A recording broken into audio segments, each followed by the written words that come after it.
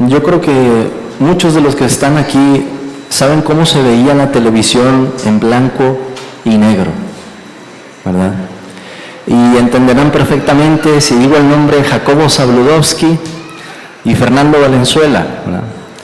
Una cosa era como se veían en blanco y negro Jacobo en su programa, en el noticiero, y Fernando en sus partidos, ¿verdad?, de béisbol. Y una cosa como llegaron a verse con colores. Zabludovsky se veía más rubio y Fernando Valenzuela se veía más moreno. Algo así, hermanos, pasa con los personajes en la Biblia. Dios nos deja ver la vida de sus siervos a colores. Dios nos deja ver a David tal cual él era. Dios no disfraza a su siervo, no lo maquilla, no lo presenta en una luz diferente, no lo retrata como un superhombre. Nos dice cómo era David, a todo color. Y de esta vista privilegiada que tenemos, podemos obtener importantes lecciones en cómo es la vida de los siervos de Dios y en cómo Dios trata con sus siervos. De alguna forma, los personajes en la Escritura funcionan como un reflejo, una especie de espejo, hermanos, para hablarnos también acerca de nuestro carácter. Y eso pasa con David en este pasaje. Pero si todavía, ¿verdad?, ven el pasaje y dicen, yo lo veo en blanco y negro, espero que con esta exposición puedan ver a lo que me refiero. Primero vean, hermanos, que tenemos una visión privilegiada de una postura, una actitud de David. Porque las palabras que se registran en el versículo 1 no fueron dichas en voz alta. Véanlo otra vez. Dijo luego David en su corazón. Dios nos está dando la oportunidad de ver el corazón de David. ¿Y qué es lo que está pensando en ese momento? Al fin seré muerto algún día por la mano de Saúl. Nada, por tanto, me será mejor que fugarme a la tierra de los filisteos, para que Saúl no se ocupe de mí y no me ande buscando más por todo el territorio de Israel, y así escaparé de su mano. Hermanos, estas son palabras desesperadas. Estas son palabras de angustia. David está en una crisis de fe, en una crisis de confianza en ese momento, pensando, ¿verdad?, que lo mejor va a ser para él, que se vaya a la tierra de los enemigos de Dios. Imagínense nada más eso. Cuando Dios, lo hemos visto en el pasaje, le ha dicho reiteradas ocasiones, David, tú vas a ser el rey. Se lo dijo Jonatán, se lo dijo Saúl, se lo dijo Abigail, y parece, hermanos, que David ha olvidado todo lo que había escuchado de parte de Dios, todas esas confirmaciones, y ahora está desesperado por decir, el mejor lugar para mi refugio va a ser en una tierra enemiga, va a ser con los extranjeros, allí podré escapar de la mano de Saúl. Así que David toma a sus hombres, los cuales, en ese tiempo eran 600. Se nos menciona en el pasaje además que tenía 2 mujeres, algo que debería hacernos pensar, hermanos, que David estaba en un apuro, pensando en dónde voy a meter a mi familia, tengo que proteger a mi familia, nos la hemos pasado vagando, ¿verdad?, por el desierto, en cuevas, necesitamos asentarnos en un lugar. Y el pasaje nos dice además que Saúl, cuando se entera que David había huido a Gat, dejó de buscarlo. Saúl por fin desistió de su persecución. Parecía que este plan estaba funcionando. Vean ahora, hermanos, la petición de David. Él se acerca a este rey en una tierra en la que ya había estado en un capítulo anterior, ¿verdad?, cuando tuvo un episodio deplorable y empieza a correr la saliva de su rostro y empieza a rayar las puertas, otro episodio desesperado. David ya había estado en esta región y le pide a este hombre, a cambio de ser su siervo, que le dé una ciudad para asentarse. David, hermanos, está usando de astucia. Sabe que no puede vivir cerca de este rey porque eso le va a traer muy mala reputación. y sabe que se va a poner en aprietos si vive allí. Así que le dice, dame una ciudad, yo te voy a servir. Una ciudad lo suficientemente lejos como para que no pudieran verlo de cerca, y una ciudad en la que pudiera estar, aún así, lo suficientemente lejos también de su propio pueblo. O sea, en otras palabras, está usando astucia para esconderse de todos. Escoge una ubicación estratégica, quiere la tierra de Siclag, muy cerca del desierto, al sur. Ese es el impulso, hermanos, de autopreservación. David quiere salvar su vida. Y el pasaje nos dice el tiempo que pasó en esa tierra, 1 año y 4 meses, nos dice el versículo 7, en la tierra de los filisteos. Ahora, el versículo 8 nos dice lo que David estaba haciendo en ese momento. Subía con sus hombres, hacían incursiones contra los gesuritas, los jezritas y los amalecitas. Estos grupos que se mencionan eran de los enemigos de Israel en el Antiguo Testamento. Pero cuando hablaba con Aquis, con el rey de esa región, y el rey le preguntaba, ¿dónde has merodeado hoy? David decía, en el Negev de Judá y el Negev de Jerameel, o en el Negev de los Eneos. ¿Qué es lo que hay detrás de eso, hermanos? David se está portando con mucha astucia.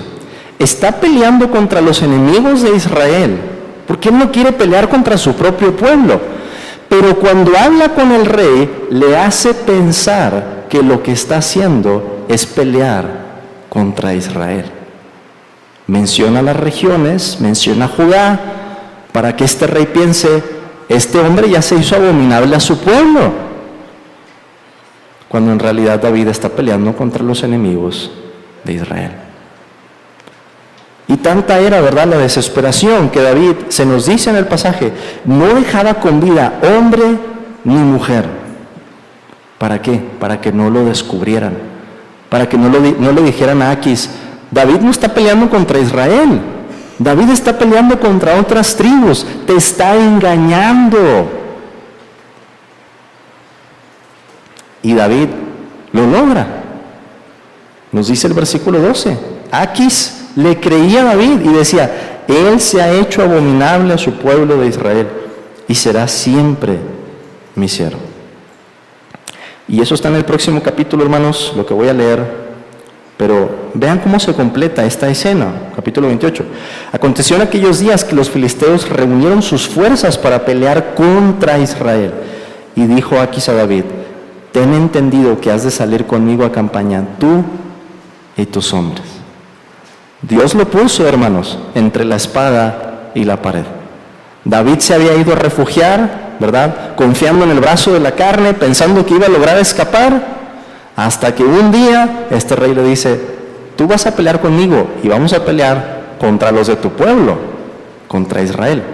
Vamos a ver después, ¿verdad?, más adelante, cómo es que David escapa de esa situación.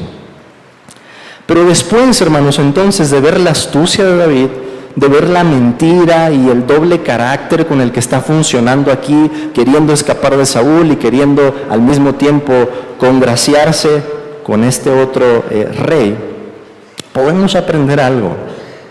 En primer lugar, aún los siervos más santos pueden experimentar tiempos de crisis en su fe. Este hombre, hermanos, es el mismo del que leíamos el Salmo 63. El mismo, ¿verdad?, que en su experiencia en el desierto puede hablar acerca de la misericordia de Dios. El mismo que escribió los Salmos. El mismo que demostró esa confianza perdonando 2 veces a Saúl.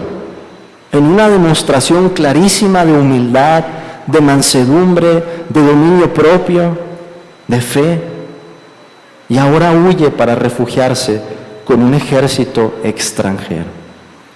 1 año, 4 meses, hermanos. Imagínense lo que David estaría pasando en ese momento. No quiere traicionar a su pueblo, por eso está peleando contra los enemigos de Israel, pero al mismo tiempo le hace pensar al rey que lo está sirviendo a él. A David le faltaba recordar la llave de la promesa de Dios. Recordar lo que Samuel le había dicho, que él iba a ser rey sobre Israel. Seguro fue un episodio de miseria espiritual en el corazón de este siervo. Y así se ve, hermanos, la vida cristiana en todos sus colores, incluyendo las lágrimas, ¿verdad?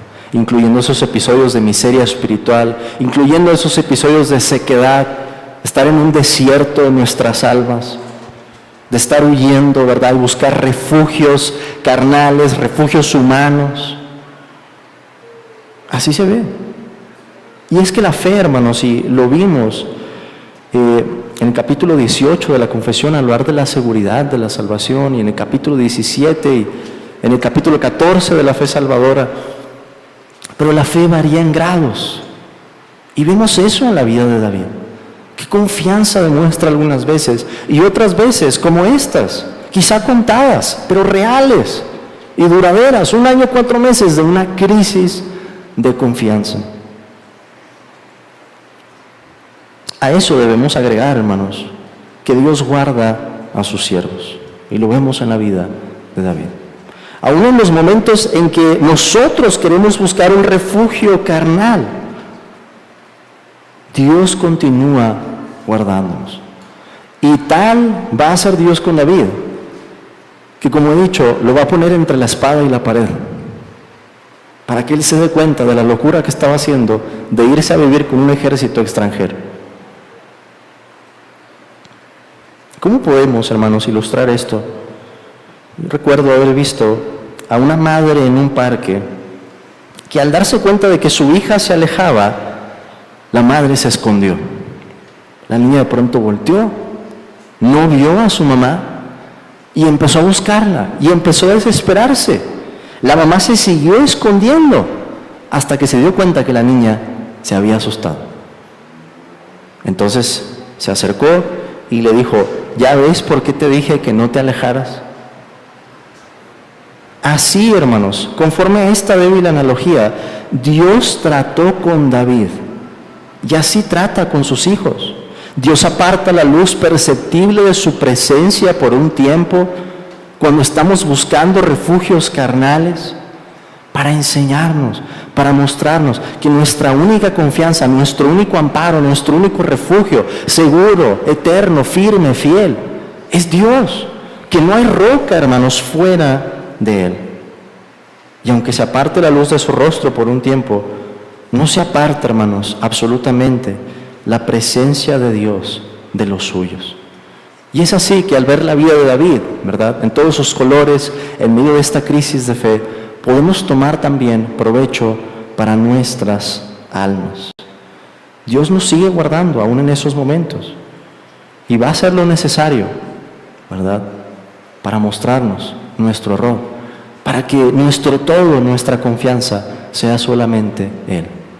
Amén, hermanos.